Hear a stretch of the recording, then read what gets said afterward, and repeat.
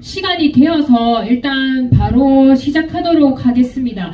오늘 운영위원회 전에 이제 진행하는 연구 보고에는요, 이제 우리 금속노조 경남지부 사회연대위원회에서 이제 사회연대 사업으로 이제 작년이죠. 이제 12기 때 어쨌든 사업이 기획하고 승인되어서 진행한 사업입니다. 이제 우리 경남지부가 이제 금속 경남에만 하더라도 이제 매년 퇴직자분들이 3년간 우리 경남지부 조합원분들이 이제 3년 동안 약 한 2,000명 정도 5년간 어쨌든 2,000명 정도 퇴직하시는 걸로 그렇게 이제 통계가 나오고 있어요. 그런 이제 상황 속에서 우리가 이제 산별노조로서 과연 퇴직 노동자 운동에 대한 이제 고민이나 이제 그리고 뭐 여러 가지 사업에 대한 고민조차라도 한 적이 있는가, 그게 필요하지 않나, 이런 이제 취지에서 이제 작년 12기 이제 사연대 사업으로 연구 사업을 진행하게 되었고요. 그래서 오늘은 그 1년간의 연구 사업의 이제 결과 보고회입니다. 그래서 운영위원 분들께서는 꼭 들으시고 함께 그래도 고민하고 토론하는 자리가 되었으면 좋겠다는 생각에 이렇게 운영위원회 전에 이렇게 배치를 했다고 말씀드리도록 하겠습니다. 그래서 이제 시작에 앞서가지고 우리 전반적인 연구 취지와 간략한 소개는 우리 연구 책임자이신 조효래 창원대 교수님 모시고 듣도록 하겠습니다.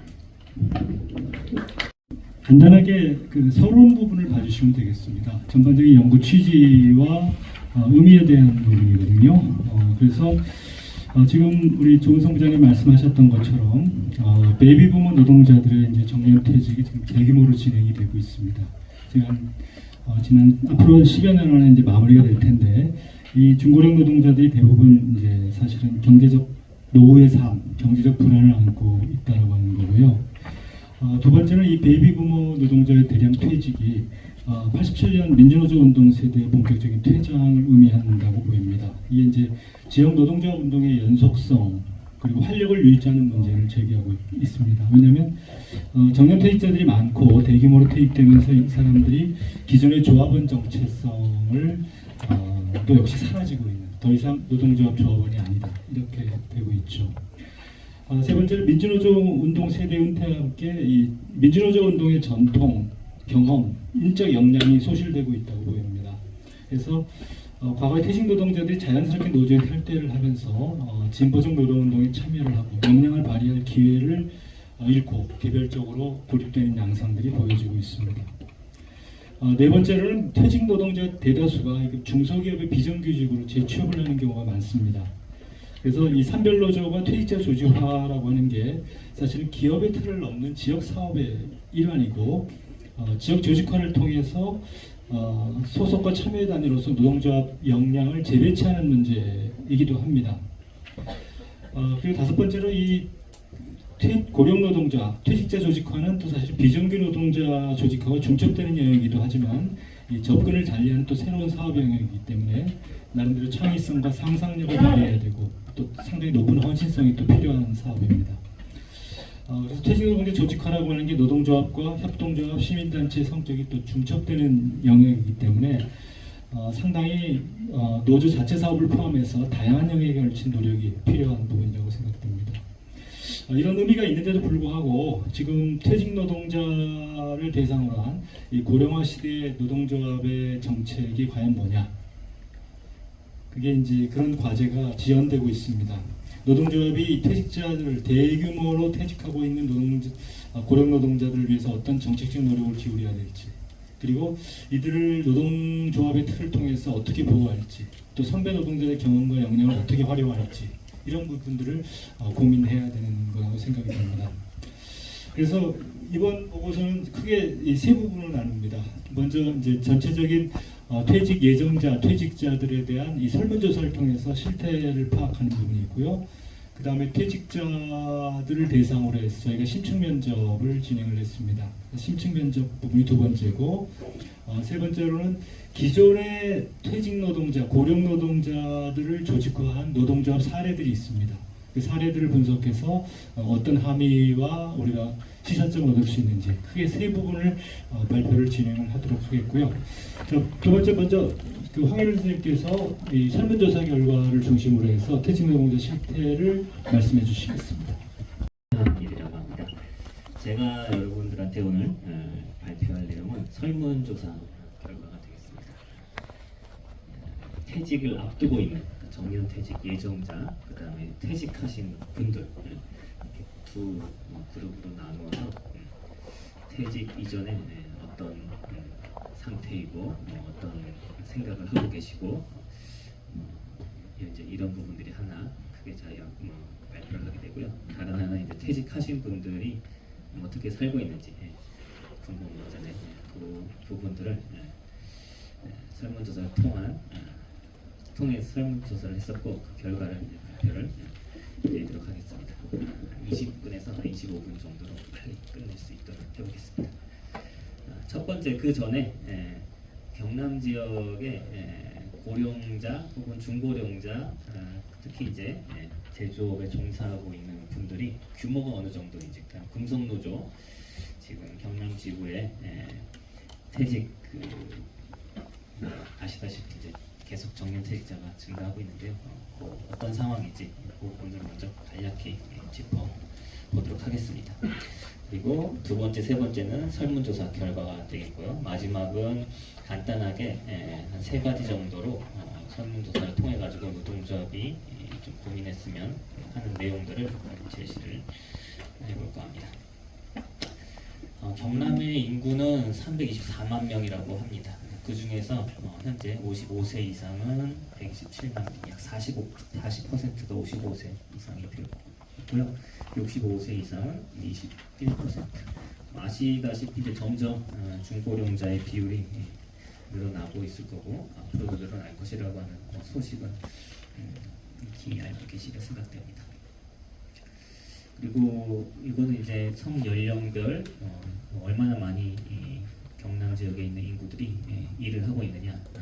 그래서 60세까지는 남성 같은 경우에는 88%가 어떤 식으로든 이제 일을 하고 있고요. 뭐 자영업도 포함되어 있습니다. 여기에는 여성 같은 경우는 63%.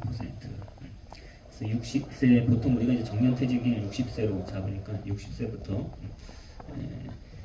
쭉 떨어져도 남성 같은 경우에는 76%가 정년퇴직 이후에도 어떤 방식으로 일을 하고 있는 것으로 나타나고 있고요. 65세 정도가 되면 이제 반 이상이 말 그대로의 은퇴 이런 그 추이를 보이고 있습니다. 참고 그냥 하시기 바랍니다. 제조업, 우리 금속노조 경남 지부는 어떤 제조업 종사자들이 많으니까 제조업과 관련한 부분만 살펴보면 경남 지역의 제조업에 종사하는 사람이 약 40만 명 정도로 추정이 되고요. 이 중에서 고용보험이 이제 통계가 있어가지고 저 통계를 활용해서 보자라면은 60세 이상이 약 11%. 그러니까 경남 지역의 제조업 종사자 중에서 약 11%는 60세 이상의 고령자다라는 것을 알 수가 있겠고, 저 통계에 따르면 약 10년 후에는 9만 명의 정년퇴직이 예정되어 있습니다. 만약에 제조업 종사자가 충원되지 않으면은 제조업이 한 25% 정도 제조업 종사자가 줄어드는 게 현재 추세입니다. 금속노조는 저거보다도 경남지부는 저거보다도 더 많이 은퇴를 합니다. 현재 15,000에서 16,000명인데요. 지난 2년간 약 1,300명 정도가 퇴직을 하셨고 2.8% 규모가 됩니다. 올해부터 해가지고 4년 동안 그 지부 통계를 보니까 2,500명 정도 퇴직이 예정되어 있습니다. 약 17% 정도가 되어 있고, 대충 신규 충원이 되지 않는다, 경남 지부에 신규 충원이 되지 않는다 했을 때 2027년이 지나면 그러니까 2028년 딱 그 해가 되는 거죠. 현재 조합에서 13,000명 정도로 축소된 전망입니다. 어쨌든 이런 걸 통해서 말씀드리자고 하는 것은 이렇게 한국의 고령화 추세들이 점점점 진행이 되고 있고, 특히 노동조합한테 있어서는 그 정도가 좀 더 빠르게 진행되고 있다, 이렇게 말씀드릴 수가 있을 것 같습니다. 이건 이제 공식 통계를 통해 가지고 한번 경남지 금속 산업 혹은 제조업의 경남 지역의 제조업의 어떤 노동자 구성들을 살펴본 거고요. 다음으로 이제 설문조사, 두 가지 설문조사들을 빨리빨리 진행을 해보도록 하겠습니다. 첫 번째 설문조사는 정년퇴직 예정조합원입니다. 예정조합원이고 지금 현재 금속노조 경남지부에 속하고 있는 조합원들 중에서 만 56세 이상의 조합원들을 대상으로 설문조사를 진행을 했고요.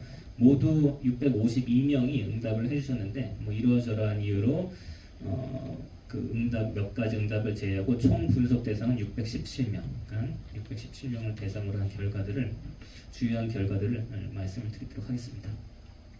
뭐 조사 내용은 이제 퇴직 준비를 어떻게 하고 있느냐, 정년 연장에 대해서 어떻게 생각하고 있느냐, 재취업에 대해서 어떻게 생각하고 있느냐, 그다음에 노조가 뭘 했으면 좋겠느냐, 이런 것이 주된 내용이 되겠습니다. 이건 넘어가도록 하겠습니다. 그래서 퇴직 준비 실태 보면 뭐 현재 건강 상태는 보통 뭐 좋은 편, 대체로 이렇게 자신의 건강에 대해서 좀 자신하고 있는 상태, 뭐 이렇게 나왔고요. 퇴직 후 계획 이 부분이 이제 뭐 중요한 부분이라고 할 수가 있겠는데, 퇴직 후 준비하는 게 있느냐, 전혀 계획이 없다. 약 한 50% 정도 나오게 됩니다. 그 다음에 대략적으로 계획하고 있다가 40% 이렇게 해서 많은 조합원들이 사실 퇴직을 앞두고서도 이렇게 구체적인 계획을 하지 않는 것을 알 수가 있었습니다. 퇴직 전에 이제 뭐 준비하고 있는 뭐 생각하고 있는 게 있느냐, 그러면은 이것도 역시 중요한 포인트라고 할 수가 있겠는데요. 아주 많은 조합원들이 재취업을 생각하고 있습니다. 아주 어떻게 보면 이건 한국의 특징이라고 할 수가 있겠는데요. 그래서 이 부분들을 좀 인용할 필요가 있을 것 같고요. 퇴직 이후 노후 대비에 대해서는 약간 대비하고 있다, 별로 대비하고 있지 않다, 이렇게 잘 대비하고 이렇게 자신감 있게 답변하기보다는 좀 대비를 잘 못하고 있다라고 하는 답변들이 좀 많았습니다. 퇴직 후에 뭐가 제일 걱정되느냐? 경제적 어려움이 제일 걱정이 된다. 그 다음에 정신적인, 육체적인 건강 문제, 생활 패턴 변화에 대한 적응, 세 가지가 가장 걱정하는 주제로 나왔습니다. 정년 연장 및 촉탁직은 뭐 사실 간단히 넘어갈 수가 있겠습니다. 대부분 거의 90% 이상이 정년 연장 희망하고 있고요. 65세까지 희망을 하고 있고, 촉탁직이 있는 사업장 같은 경우에도 거의 90%가 촉탁직을 희망하고 있습니다. 그만큼 이제 일을 계속 하겠다라고 하는 기대감이랑 욕구 뭐 이런 것들이 강하다라고 하는 것을 설문조사를 통해서 확인할 수 있었습니다. 그래서 재취업 욕구라고 제목을 붙여봤는데, 재취업하고 싶냐? 대부분 이제 하고 싶다, 꼭 취업하고 싶다, 가능하면 지금 한 80% 정도가 재취업 의사를 나타냈고, 재취업을 왜 하려고 하느냐? 여기에서 이제 두 가지가 나오게 되는데요. 특히 경남지부 같은 경우는 좀 특징은 면접조사에서 더 잘 나타나긴 하지만은 경제적인 문제를 위해서는 2순위, 가장 높은 이유는 어떤 일이라고 하는 것이 어떤 삶의 정체성하고 강하게 연결되어 있어가지고 계속 일을 해야 한다. 일을 하지 않으면 어떤 자기의 존재감이라고 해야 되나, 뭐 이런 것들에 대한 상실, 이런 것들이 있는 것 같습니다. 그래서 규칙적인 생활로 삶의 활력을 유지하는 것이 일을 계속해야 할 주요한 동기로 많이 등장을 하고 있습니다. 언제까지 일하고 싶느냐? 65세까지 일하고 싶다는 답변이 제일 많았었고요. 희망 수입은 이제 300만 원 정도로 희망을 하고 있고, 실제 퇴직을 하면 약 200만 원 정도 벌지 않겠느냐, 이런 예상을 하고 있었습니다. 노조에 관해서 어떠냐? 일단은 퇴직 전 관련해서 또 중요하게 할 부분 중에 하나는, 퇴직자들이 정보를 입수하는 게 그냥 동료, 지인, 옆에 있는 사람을 통해 가지고 준비한다라고 하는 게 대부분이고, 회사나 노조를 통해 가지고 퇴직 이후에 이런 준비를 하거나 이런 프로그램을 제공하거나 이런 것들은 거의 뭐 10% 미만이었습니다. 그만큼 다 개인적으로 알아서 준비를 해야 하는 것이 지금 현실적으로 볼 수가 있을 거고요. 회사 내 재취업 서비스라고 하는 게 있습니다. 있다라고 답변한 비율이 20% 정도인데, 근데 저희 설문조사에서는 1000인 이상 사업장이 많은데, 한 10년 전인가부터 1000인 이상 사업장은 재취업 서비스를 회사가 제공하는 게 법적으로 의무화되어 있습니다.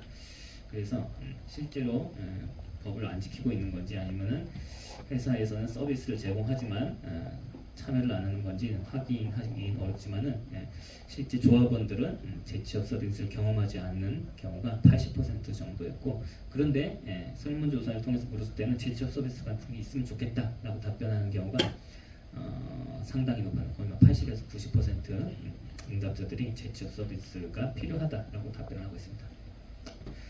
노조 있었으면 좋겠느냐? 노조가 필요하다고 생각하냐? 퇴직 노동자는 필요하다라고 답변하는 비율이 약 80% 정도 되었었고, 퇴직자 노조 같은 게 있으면 가입할 의사가 있느냐라고 했을 때 약 70% 정도 비율인가 높은 비율로 나타나고 있습니다. 뭐 설문조사의 특징이기도 한데 어떤 설문조사에서는 응답자들이 퇴직자 노조에 대한 어떤 필요성, 가입 의사 이런 게 높게 나타났다 이런 말씀을 드리고 싶습니다. 그럼 노조가 만들어지면 뭘 하는 게 제일 좋느냐? 이건 아니군요. 이건 이제 퇴직자 조합원의 자격 및 지위 뭐 이런 식의 질문인데요. 그런데 이제 퇴직자 노조 퇴직을 해가지고 퇴직자 노조라고 하는 것이 있었을 때 어떤 식으로 조합원의 자격 및 지위를 부여하면 좋겠느냐? 라고 했을 때 사실 반 이상은 그냥 퇴직과 동시에 노조도 끝 이런 답변이 많고요. 반 정도는 이제 계속 남아서 뭔가 조합원으로서의 자격 및 활동들을 기대를 하고 있는데 그 중에서는 기존 사업장에서 근데 여기 어디 지회에 계시면 그 지회에서 계속 있는 것을 선호하는 것으로 나타났습니다. 노조가 그럼 어떤 방식이면 좋겠냐 여러 가지 한 3가지 정도 저희가 생각해 볼 수 있었는데요. 가장 선호하는 형태는 현재와 같은 형태입니다. 근데 현재와 같은 형태가 뭐 지부 지회에 남아 있는 형태도 되지만 금속노조 경남지부 산하에 뭐 퇴직자 지회 뭐 이런 방식으로 만들어져 가지고 거기 그런 방식으로 운영하는 게 제일 뭐 바람직하지 않느냐라고 하는 의견이 제일 많았고요. 퇴직자 노조는 뭘 하면 좋겠느냐? 맨 밑에 임금 및 일자리 처우 개선이라고 나왔는데요. 기존의 노조에서 경험했던 것들이 그대로 퇴직자 노조에서도 좀 이어졌으면 좋겠다라는 답변이 제일 많았습니다. 네, 이렇게 해서 퇴직 예정자들을 대상으로 한 설문조사 답변 내용 발표를 했고요. 이 다음은 이제 퇴직자들을 대상으로 한 설문조사입니다.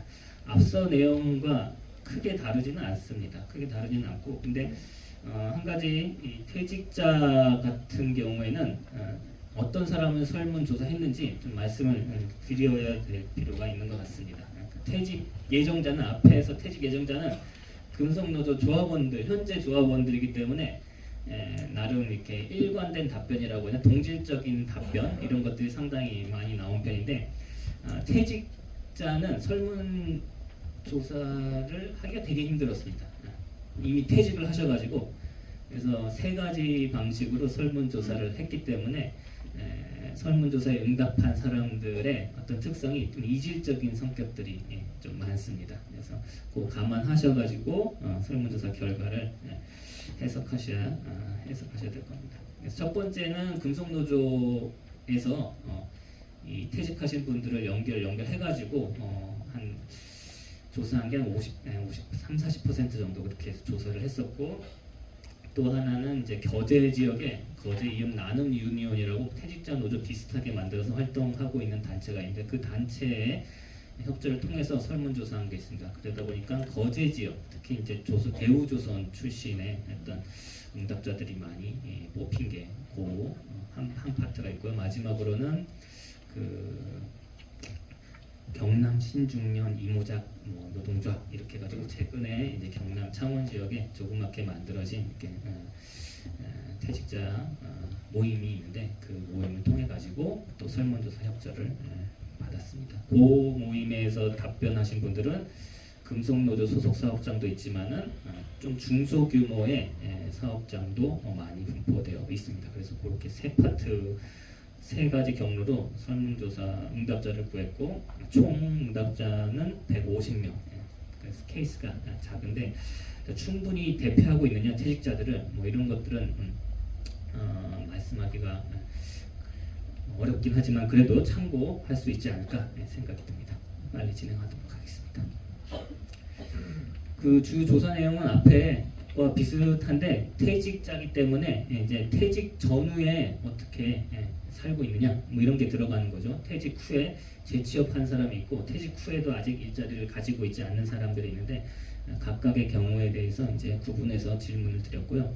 그다음에 퇴직 이후에 어떤 삶의 변화가 있는지에 관한 이야기들을 물어보았습니다. 마찬가지로 노조가 어떤 역할을 했으면 좋겠느냐라고 하는 것들을 물어봤습니다. 네, 넘어가도록 하겠습니다. 퇴직 준비실 때, 퇴직 후에, 퇴직 전이죠. 이제 이 분들의 퇴직 전에 어떤 계획을 했었느냐, 전혀 계획이 없었다라고 하는 게 약 50% 정도. 저걸 퍼센테이지로 바꿨어야 된다. 하여튼 그래프 상에 보면 50% 정도. 그리고 뭐 이런 거는 참고할 만할 수 있겠습니다. 퇴직 전에 계획을 세워놓은 것이 퇴직 후에 도움이 되었느냐라고 하는 질문인데요. 어떻게 보면 당연히 좀 도움이 되지 않았을까 싶은데 답변도 그렇다, 조금 그렇다, 뭐 이런 것들이 좀 비중 있게 나타난 것을 알 수가 있습니다. 퇴직 준비에 뭘 준비하고 있냐? 재취업이 제일 많습니다. 재취업이 제일 많고, 그 다음에 자격증 취득이, 그 다음에 이제 준비 안 하는 게 제일 많고, 그 다음에 이제 자격증을 준비한다던가, 그 다음에 귀농 귀촌도 뭐 생각하시는 분들이 창업은 사실 되게 적습니다. 그 다음에 퇴직 준비할 때 정보를 어디서 얻느냐? 앞에서 마찬가지로 다 동료 및 지인을 통해 가지고 그 정보를 입수를 하고 있습니다. 그 다음에 퇴직 후에 그럼 왜 일자리를 찾으려고 하느냐라고 하는 질문에 앞에서 퇴직 예정자와 마찬가지로 규칙적인 생활로 삶의 활력을 유지하기 위해서라고 하는 답변이 제일 많았고요. 그 두 번째가 이제 가족의 생계를 위해서, 그러니까 경제적인 문제 때문에 구직을 하는 게 이제 두 번째로 높게 나타났습니다. 현재 수입이 이제 퇴직 후에 현재 수입이 생활에 도움이 되고 있느냐라고 하는 부분에 이건 뭐 주관적인 표현인데 주관적인 답인데 반반 정도로 나오고 있습니다. 그러니까 반 정도는 뭐 퇴직 후에 경제적으로도 이제 살만하다, 뭐 버틸만하다라고 하는 게 반이고, 좀 부족하다라고 하는 게 반이고, 이렇게 나타나고 있습니다.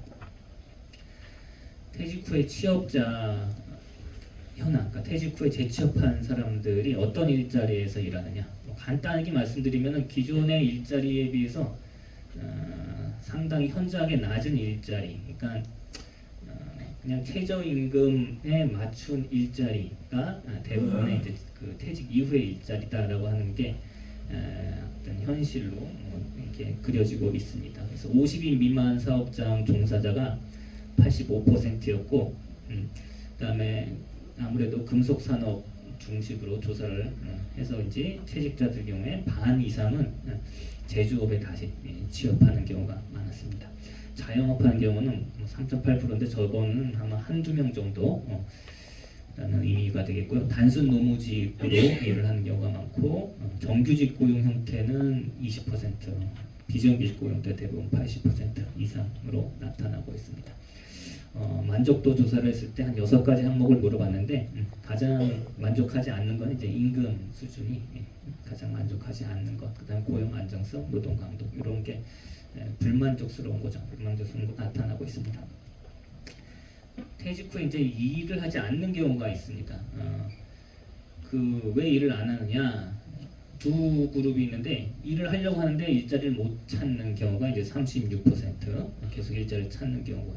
그다음에 일자리를 찾지 않는 64%는 이제 뭐 저 중에는 난 정말 은퇴하겠다, 일할 만큼 더 이상 일했으니까 일을 하지 않겠다라고 하는 분도 계시지만은 대부분 일자리를 찾아봤는데 마땅한 일자리가 없는 경우라고 볼 수가 있겠습니다. 그게 이제 40%고, 건강이 안 좋은 거, 그 다음에 가족 돌봄 뭐 이런 문제로 일자리를 찾지 못하는 경우가 나왔습니다. 퇴직 전후의 변화, 간단하게만 정리를 하면은 만족도, 가족, 경남 지부에 계신 분들이 가족 관계에 대해서 만족도를 많이 느낍니다. 퇴직 이후에 가족 관계, 그다음에 친구 관계, 이런 어떤 인간 관계에 있어서는 퇴직 이후에 만족도를 많이 만족하는 걸로 나타나고 있고, 제일 이제 불만인 거는 경제적인 여건, 뭐 이게 제일 불만족스러워 나타났고요. 퇴직 후에 가장 중요한 게 여긴 게 뭐냐? 여가와 가족을 가장 중요시하는 것으로 답변은 나타나고 있습니다. 퇴직 후에 겪는 어려움 중에 어떤 게 제일 어렵느냐? 맨 밑에 두 가지가 제일 어려운 건데요. 제일 그 낮은 임금과 열악한 근로 조건은 제일 어려움으로 꼽고 있고, 그 다음에 거의 비슷한 비중으로 건강 문제를 꼽고 있습니다. 그러니까 앞에서 처음에 물어봤을 때 퇴직 전에 이렇게 건강 상태 물어보면은 대체로 건강에 자신 있다라는 답변이 많은데, 퇴직 조금 변화된 거는 퇴직 후 퇴직자들에 대해서 물어봤을 때는 좀 건강 문제를 걱정하는 비율이 많이 높아진다, 뭐 이런 것들을 알 수가 있습니다. 노조, 마지막으로 노조 문제에 대해서 살펴보도록 하겠습니다. 최근 관심사가 왜 여기 집어넣는지 잘 기억이 안 나는데 소개해 드리자면은 퇴직자들의 최근 관심사가 되겠습니다. 제일 건강 문제가 제일 많고요. 그 다음에 여가 및 취미활동, 그 다음에 생계비 마련, 자녀 문제, 뭐 이런 게 예상할 수 있는 문제들이 제일 많았습니다. 그 다음에 재취업 과정에서 어떤 어려움이 있었느냐, 맨 마지막으로 이제 일자리 정보 부족을 제일 많이 꼽았고요. 뭘 해야 될지 모르는 것, 그 다음에 새로운 일자리를 얻기 위한 기술과 자격이 부족한 것, 뭐 이런 것들이 높은 비율로 나왔습니다.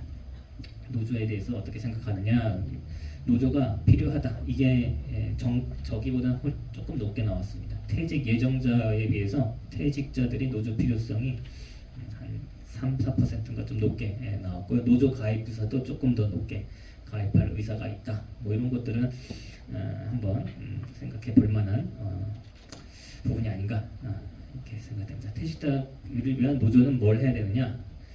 1순위로 물은 게 임금 및 일자리 처우 개선, 그다음에 일자리 알선. 그 임금 및 일자리 처우 개선이라고 하는 게 기존의 노조에서 하는 거죠. 그러니까 퇴직자들도 퇴직자 노조가 생기면은 기존의 노조처럼 활동했으면 좋겠다라고 하는 게 제일 많다라는 것을 알 수가 있겠고, 퇴직자의 어떤 특성에 맞는 어떤 활동이라고 하면은 뭐 예컨대 복리후생, 공제회, 의료, 그 다음에 노후소득 보정활동, 연금 개혁이라든가 뭐 이런 게 될 수 있는데, 연금 개혁이라든가 의료 보장이라든가 이런 것들은 2순위로 생각을 하고 있습니다.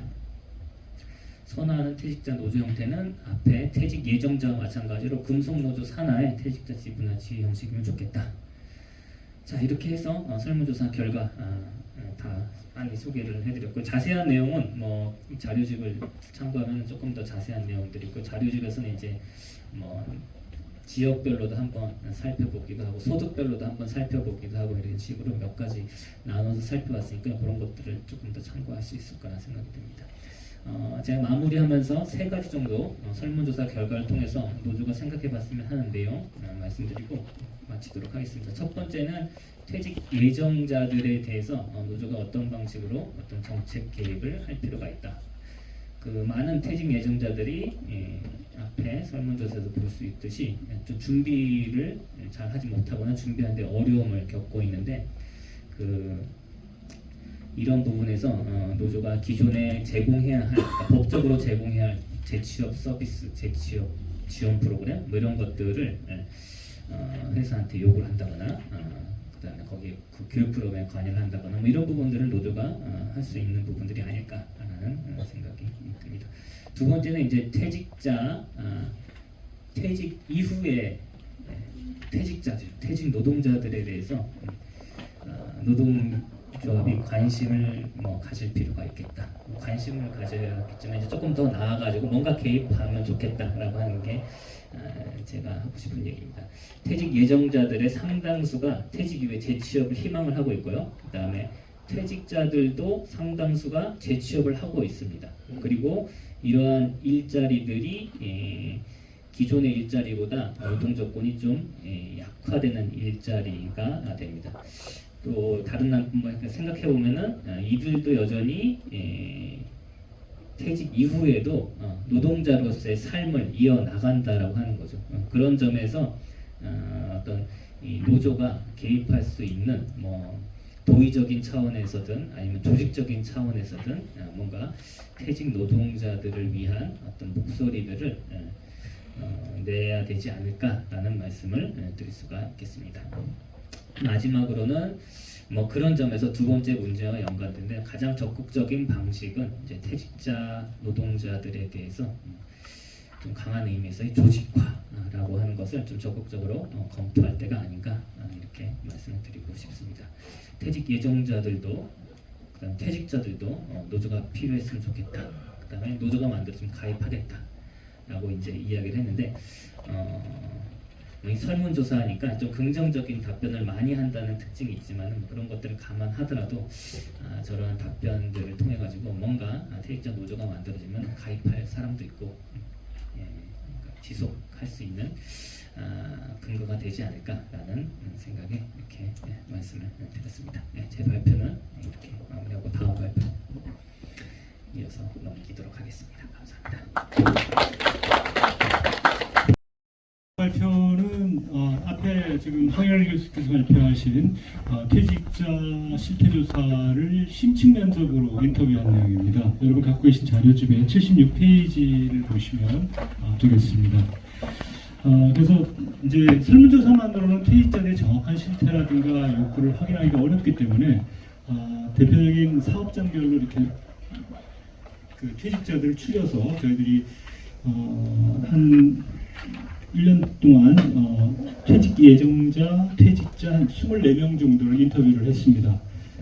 퇴직자가 14명이고 퇴직한 이후에 축탁으로 근무하시는 분이 3명이고 올해 퇴직하실 분이 7명 이렇게 구성이 되어 있고요.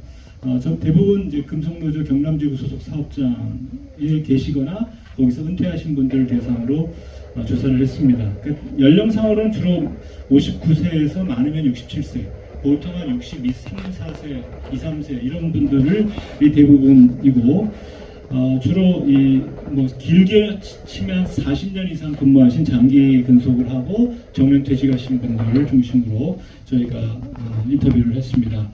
그래서 78페이지 표에 보시면 사업장과 이 어떤 분들이 어떤 특성을 가진 분들이 인터뷰를 했는가를 알 수가 있습니다. 뭐 내용이 많습니다만은 지금 시간이 별로 없어서 간략하게 내용을 요약을 하겠습니다. 갖고 계신 자료집을 보시면 125페이지의 요약 부분을 보시면 되겠습니다.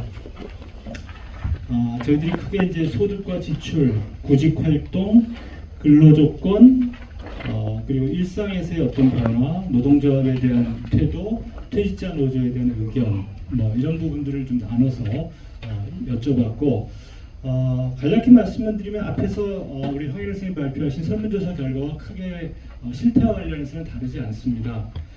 대체로 퇴직자들은 소득으로 보면은 국민연금을 받고 혹은 재취업하는 경우에 최저임금 수준의 임금을 받고 혹은 뭐 개인별적으로 퇴직금이나 개인연금을 들으신 분도 계시고 혹은 부분적으로 부인이 이제 맞벌이를 하는 경우에 부인의 임금소득이나 장래연금 뭐 이렇게 구성되어 있는데 대체로 정년퇴직자들은 보통 35년 이상의 장기근속이 대부분이고 맞벌이 비중이 높습니다. 그래서 국민연금을 받는데 국민연금 수령 액수는 보통 이제 조기 수령하시는 분이 많아서 조기 수령하는 경우 한 150에서 170만 원, 정상 수령하면 180만 원에서 한 190만 원 이 정도 수준의 소득을 지금 받고 계십니다.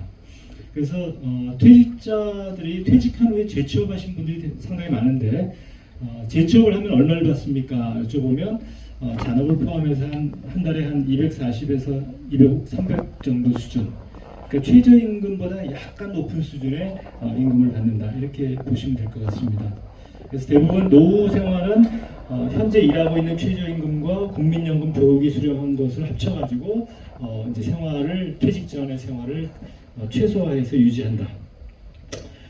퇴직자들 70%가 자기 집을 소유하고 있지만 집이 있어도 차원내 집이 어디 있느냐, 뭐 주택이 아파트냐 아니냐 이런 거에 따라서 자산 가치는 상당히 차이가 있고 대부분의 퇴직자들이 자녀 교육과 주택 마련에 상당히 많은 돈을 이미 지출했기 때문에 금융자산이 있는 경우는 많지 않다 이렇게 보시면 될 것 같습니다. 퇴직 예정자들은 앞에 말씀드린 것처럼 노후에 대한 불안감이 상당히 있지만 구체적인 계획을 세우고 있지 못하다 이런 정도로 말씀을 드리고요.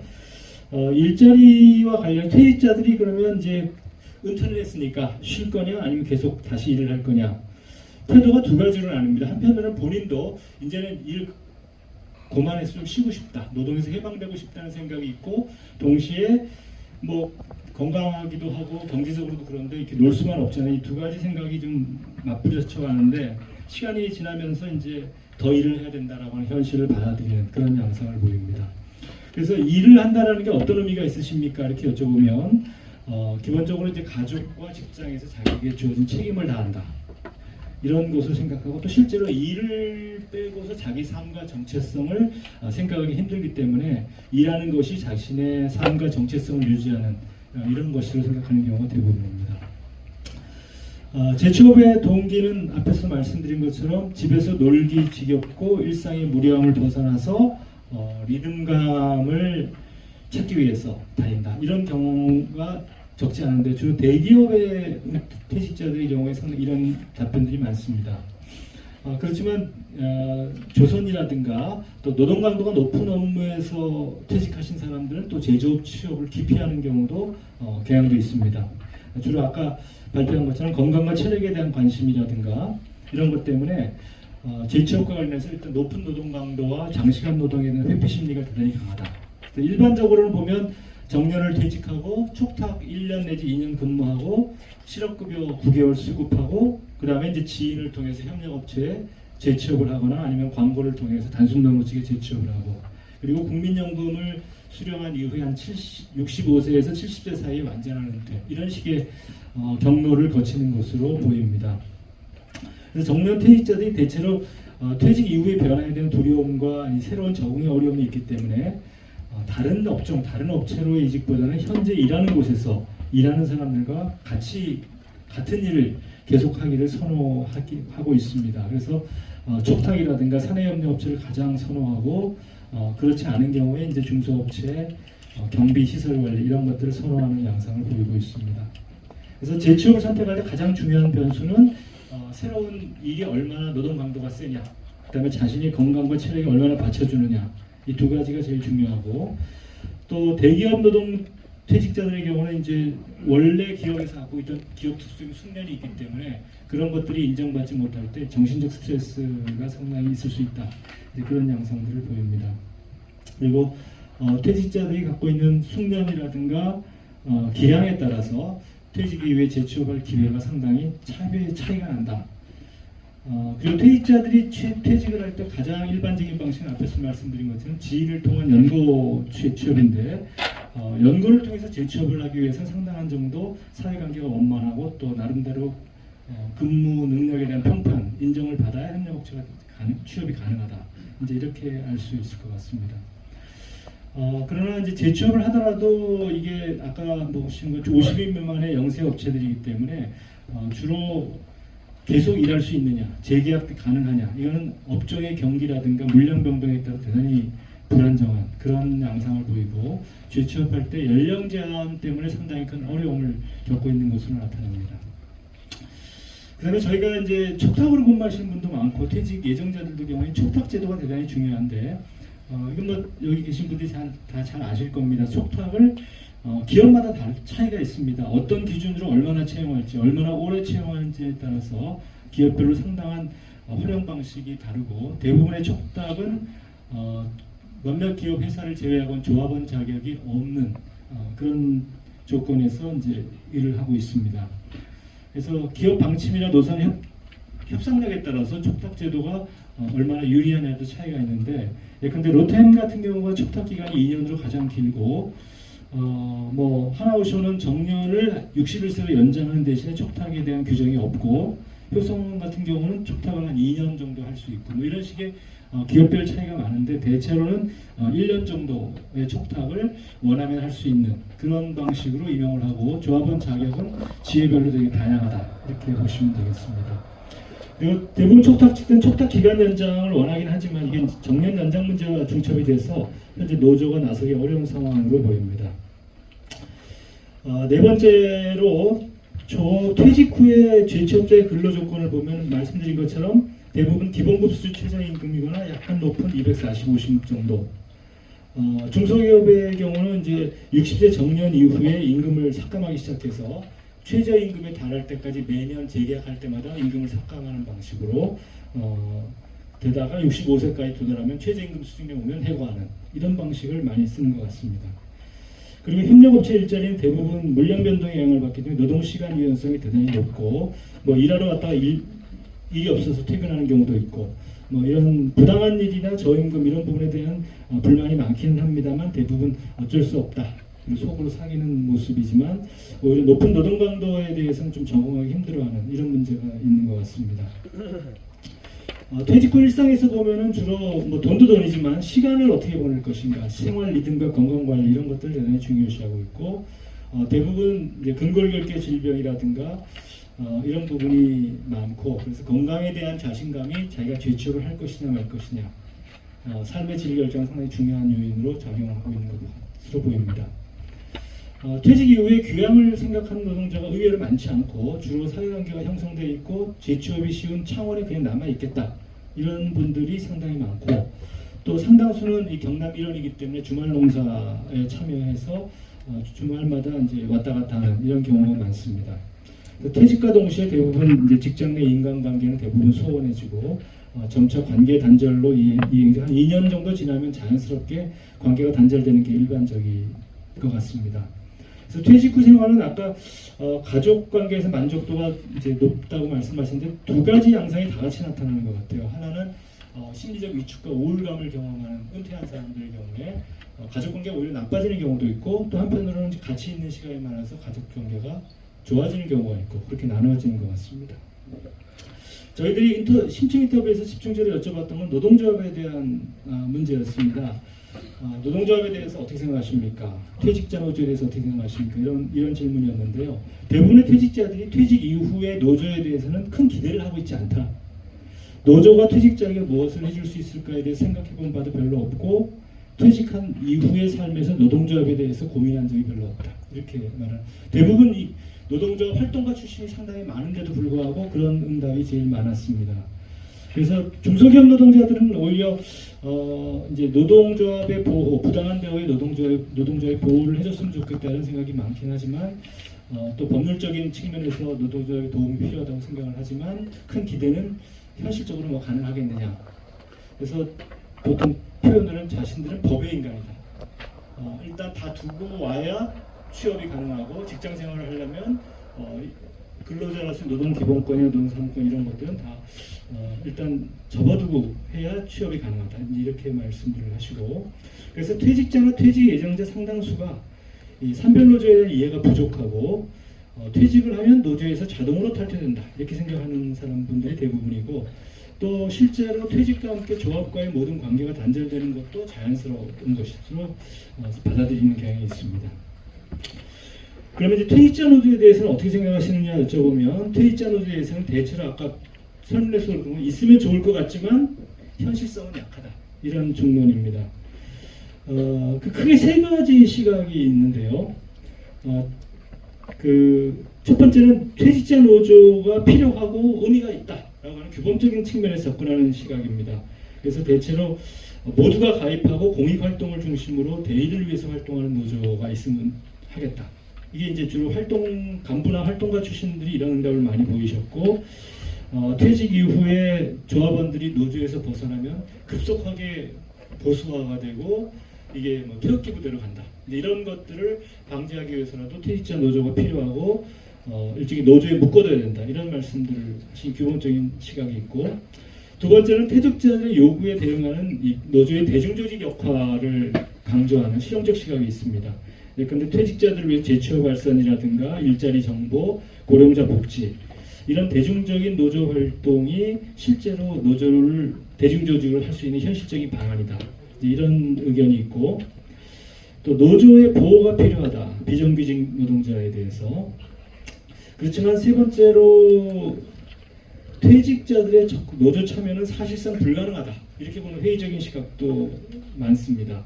당위적인 필요와 상관없이 조직화 가능성에 대해서는 회의적이고 그게 쉽지 않다. 이런 생각이 있었습니다. 퇴직자 조직화의 의미와 방식에 대해서도 대부분의 퇴직자들이 현재는 지금 금속노조 조합원 자격을 유지하려면 개별 조합원을 다시 가입을 해야 되는데 대부분 그런 경우에 대해서 안내받은 바도 없고 고민한 적도 없기 때문에 퇴직했으면 자연스럽게 조합원이 아니다라고 생각을 하고 있고 퇴직한 이후에 재취업한 노동자에 대한 보호는 노조의 역할이라고 별로 생각하지 않는다 이렇게 보입니다. 그럼 현실적으로 퇴직자 노조를 만약에 만든다고 하면 어떻게 가능하겠느냐? 이것도 한 3가지 정도, 한 4가지 정도가 가능할 겁니다. 먼저 기존의 노조 간부 출신들을 중심으로 해서 기존의 노조 네트워크를 재조직하는 방식입니다. 이게 이제 퇴직자들 가장 쉽게 조직하는 방식이고, 주로 노조의 사회활동과 관련된 정보 제공, 연락, 참여 동료, 친목 동아리, 지방정부 상대 캠페인 이런 것들을 통해서 노조를 일단 시작하자. 그러면 이를 위해서는 이제 이게 친목 위주나 정치 활동 중심으로 갈 가능성이 많고, 또 이를 관리하고 조직한 활동가의 지향이나 역량에 따라 상당히 다양하게 나타나는 수가 있다. 이런 의견들이 많았습니다. 두 번째로는 대중적이고 서비스 지향의 퇴직자 노조를 결성하는 방식입니다. 고령 노동자의 구체적인 현실과 요구에 기초해서 사업을 전개하는 것고, 이제 일자리 정보 제공, 일자리 창출, 알선, 지자체에 대한 압력 교섭, 일상적인 건강검진, 공제회 등의 서비스 기능 이런 것들을 중심으로 노조를 만들자. 그리고 세 번째로는 지금 당장 퇴직자 노조를 만드는 것도 쉽지 않고, 만들어도 그게 활동하기가 쉽지 않다고 하면 금속노조가 일단 퇴직자 보호 기능을 좀 더 강화해야 된다. 당장 조직하는 것보다는 금속노조 자체에서 나름대로 예산과 인력을 배치해서 퇴직자 사업을 좀 진정성 있게 해야 된다. 퇴직 예정자들을 교육하고 고령 노동자의 권리 보호와 이런 어려움을 해결하는 활동에 금속노조가 뭔가 나서는 모습을 보여주고, 그것을 통해서 이제 적어도 퇴직자들 네트워크를 연결하고 하는 활동들을 해주고 그런 역할을 해야 된다는 것이고요. 조금 다른 의견인데, 네 번째로는 퇴직자들의 협동조합이라고 하는 걸 조금 더 활성화시킬 필요가 있다. 퇴직자들이 일자리에 대한 고민을 하고, 일자리 대부분이 최저임금 수준의 일자리라고 하면 퇴직자 일자리에서 노조가 이니셔티브를 줄 수 있는 게 이제 협동조합이고, 그래서 이 퇴직자들을 위한 구체적 사업에 대한 고민 이런 것들을 위해서 좀 조직화와 사회경제 활동을 좀 접목하는 방식으로 해보자 이런 겁니다. 근데 마지막으로 이제 퇴직자 조직화를 위해서 극복해야 될 과제가 한 4가지 정도 있는데, 가장 큰 문제는 대부분의 퇴직자들이 영세 중소업체에서 일하고 있기 때문에 이 사람들이 고용을 조합에 가입해서 고용을 유지할 수가 어렵고, 최저임금 이상 또 고용할 만한 업체의 능력도 없고, 이제 이런 부분이 열악한 근로 조건을 극복할 수 있는 가능성에 대해 별 기대를 하지 않는다는 거죠. 두 번째 문제는 퇴직 이후에 재취업한 사람들이 일자리에 대한 절실함이 부족하고 노조에 대한 동기부여가 어렵습니다. 언제든지 그만둘 수 있다. 또 언제든지 그만두는 것이 현실이다. 이렇게 생각하는 거죠. 그다음 세 번째는 조직 활동에 대한 열정이 부족합니다. 60세가 넘으면 인생을 정리해야 되는 나이기 때문에 대부분 재취업을 잠정적이거나 5년 이상 넘지 않을 거다. 이렇게 생각하는 경우가 많습니다. 그다음에 마지막으로 중요한 부분이 퇴직자 조직화에 대한 금속노조의 문제의식과 방침이 명료하지 않습니다. 퇴직자를 조직하는 게 금속노조에 어떤 의미가 있는지, 금속노조가 그런 상당히 노력을 투입해서 사업을 할 의지가 있는지, 사업 방향에 대한 합의가 좀 필요한 것 같습니다. 퇴직자 노조가 누구를 상대로 무엇을 협상하고 어떻게 활동할 거냐가 관건인데, 적어도 대부분 그렇습니다만 퇴직자 노조라는 게 기존 노조로부터 지원과 지지가 없으면 자원을 동원하기 어렵고, 또 활동가의 자발적 헌신이 있어야만 또 이것이 가능하다. 이런 점 말씀드릴 수 있을 것 같습니다. 자, 그 다음에 간략하게 저희가 발표를 하면 항상 여쭤보는 게, 다른 나라는 그럼 어떻게 하느냐 이런 질문을 하셔서 저희 직접적인 연구 대상은 아닙니다만은 그 다음 페이지에 보시면 다른 나라의 퇴직자 노조 사례에 대한 간략하게 정리를 했습니다. 길게 말씀을 드릴 필요는 없을 것 같고요. 나라별로 노사관계 특성에 따라서 노조의 성격에 따라서 퇴직자 노조를 접근하는 방식이 다르다. 퇴직자 노조를 대체로는 이제 퇴직한 고령 노동자에 대한 노조의 서비스 차원에서 접근하는 게 일반적이긴 합니다만, 조직 구조의 측면에서 보면은 2가지가 나뉘어집니다. 하나는 산별 노조가 조직 내부의 퇴직자 조직을 운영하는 방식이 있고, 퇴직자 노조가 독자적으로 노조를 만들어서 퇴직자 산별 노조로 민주노총에 가입하는 이런 방식으로 크게 나눠진다고 보입니다. 그런데 독일과 미국은 산별 노조가 내부의 퇴직자 위원회를 두는 방식이고, 이탈리아와 캐나다는 퇴직자 연맹이 총연맹에 가입하는 이런 방식으로 조직화되어 있습니다. 그래서 대체로 그러면 노조 내부의 퇴직자 조직, 퇴직자위원회를 둔다고 할 때 그 권리와 의무를 어떻게 할 거냐? 일반 조합원과 동등하게 두는 경우가 있고 차이를 두는 경우고 나누어집니다. 나라마다 좀 다르고요. 그 맨 뒤에 보시면은 구체적인 조직 방식과 관련해서 가입 대상에서 해당 노조의 퇴직자들에게는 조합원 자격을 주는 경우가 있고 모든 고령자한테 완전히 가입을 열어놓는 경우가 있습니다. 그리고 방금 말씀드린 것처럼 조직 내부에 두는 경우가 있고 조직 외부에 노조와 협력 관계를 맺는 경우가 있고 또 조합원 지위도 일반 조합원과 동등한 권리를 갖는 경우가 있고 퇴직자 관련 쟁점에 대해서만 권리를 부여하는 경우가 있고 또 순수하게 그냥 명예조합원으로 하는 경우도 있습니다. 의무와 관련해서도 자발적으로 의무는 없지만 자발적으로 회비를 납부하는 경우가 있고 정해진 조합비를 매월 내는 경우가 있고 연금 액수에 비례해서 내는 경우가 있고 퇴직 시에 그냥 평생 회비를 일시 납부하는 경우가 있고 그래서 뭐 그런 식으로 대단히 나라에 따라서 퇴직자 노조라고 하는 것도 다양한 방식으로 그 나라의 역사와 조건과 상황과 욕구에 맞춰서 이루어지는 것이다.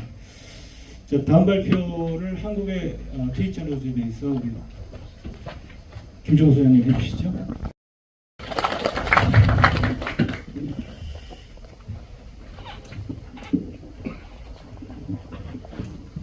저희가 작년 11월부터 해서 올해 9월까지 5개 노조, 현재 활동 중인 퇴직자 노조 5개하고 그 다음에 울산 금속 노동자, 금속 퇴직자 모임의 사례를 조사했습니다. 조사 방식은 노조 관계자들, 그 다음에 조직활동 담당자 불러서 그 사례 듣고 그리고 질의응답을 통해서 보충하고 이후에 관련 자료나 전화 추가 조사를 통해 가지고 보완하는 방식으로 그렇게 정리를 했습니다. 이 중에서 울산 지역의 금속 노동자들 그러니까 금속 퇴직자 모임은 2019년 4월부터 추진을 했는데 주로 현대 자동차 노동자들 그 다음에 현대 중공업 퇴직자들을 중심으로 추진했고 한 100명 정도 모였는데 이후 탄력을 받지 못하고 작년 말 정도 돼서 거의 중단했습니다. 민주노총 가입 그리고 금속노조 가입을 추진했는데 두 군데 다 추진이 되지 못하고 사실상은 이제 가입을 거부당하고 그 다음에 이제 내부에 구심 역할을 할 만한 사람들이 굉장히 부족했습니다. 그럼에 따라 가지고 조직화가 제대로 진행되지 않고 민주노총이나 금속노조 가입이 무산됨에 따라서 지역 일반 노조 형식으로 조직화를 추진했는데 결국 지금 현재로서는 중단되어 있는 그런 상태고 지금 전국적으로 우리가 조사한 5개 노조가 활동하고 있습니다. 이게 전부는 아닙니다만 대표적인 노조들입니다. 먼저 그 전국 시니어 노조는 한국노총 그 출신들이 만들었습니다. 2014년 4월달에 만들었고 그 가입 범위는 만 50세 이상 노동자 그리고 조합원 숫자는 25,000명이라 그러는데 여기는 상당한 허수가 있습니다. 조합비를 내는 사람은 100명이 채 안 되는 걸로 알고 있습니다. 그래서 조합비가 100만 원 정도밖에 안 들어온다 그럽니다. 주로 그 인맥을 활용해가지고 후원금을 모금해서 활동을 하고 있는 걸로 파악이 됩니다. 조합비는 월 2만 원으로 되어 있고 그 다음에 조직 체계는 조합 그리고 16개 지역본부 그리고 지역본부 산하에 22개의 지역 지부가 있는데 활동 정도는 굉장히 천차만별입니다. 지역마다 조금 활성화된 데가 있고 그렇지 못한 데도 있습니다. 주요 활동은 보면 노동상담 그리고 제도 개선 활동입니다. 그리고 노후희망유니언은 민주노총 출신의 전직 간부들이 중심이 돼서 만든 퇴직자 노조인데 2014년 9월 20일 날 설립했고 54 이상 현직자 퇴직자를 조직 범위를 하고 있고 현재 조합원 숫자는 580여 명으로 파악이 되고 있습니다. 조합비는 소득 정도에 따라 가지고 월 5,000원에서 3만 원인데 대체로 자발적으로 자기 스스로 선택해서 내고 있습니다. 조직 체계는 조합과 4개 지역 본부인데 이 4개는 서울, 인천 그리고 경기를 2개로 나눠 가지고 경기 북본부, 경기 남본부 이렇게 되어 있습니다. 그리고 인천은 지부가 없고 서울하고 경기 중심으로 5개 지부가 구성되어 있습니다. 고령자 복지를 위한 제도 개선 및 정치 활동 뭐 이런 데 주로 역점을 두고 있고, 그리고 다른 단체들과 어떤 연례 활동, 뭐 평화행진이라든지 뭐 이런 활동들을 주로 많이 하고 있습니다. 그 다음에 이업나눔 유니언은 2022년에 만들어졌는데 노후희망 유니언이 2014년에 만들어져 가지고 아까 이야기했듯이 민주노총 전직 간부들 중심으로 만들어졌는데 조금 내부에 갈등이 있었습니다. 그래서 민주노총 출신 간부들이 2022년에 노후희망 유니언으로 다 들어가지 않고 22년에 새로운 노조를 만들었습니다. 조직 범위는 뭐 퇴직 예정자 포함해 가지고 일하는 시민 노동자 그렇게 돼 있고, 조합원 숫자는 지금 200여 명 그렇게 되어 있습니다. 그리고 여기 조합비는 15,000원인데 월 이 15,000원은 공제회비 6,000원과 그리고 순수 조합비 9,000원으로 그렇게 구성이 됩니다. 2개 지역본부가 있고 그 다음에 지부 조직화를 지금 진행 중인 걸로 그렇게 파악이 되고 있고, 역점 사업은 공제외 활동입니다. 나중에 설명을 드리겠습니다. 그리고 이제 퇴직자 교육에 주력을 하고 있습니다. 우리 지역에 있는 노조입니다.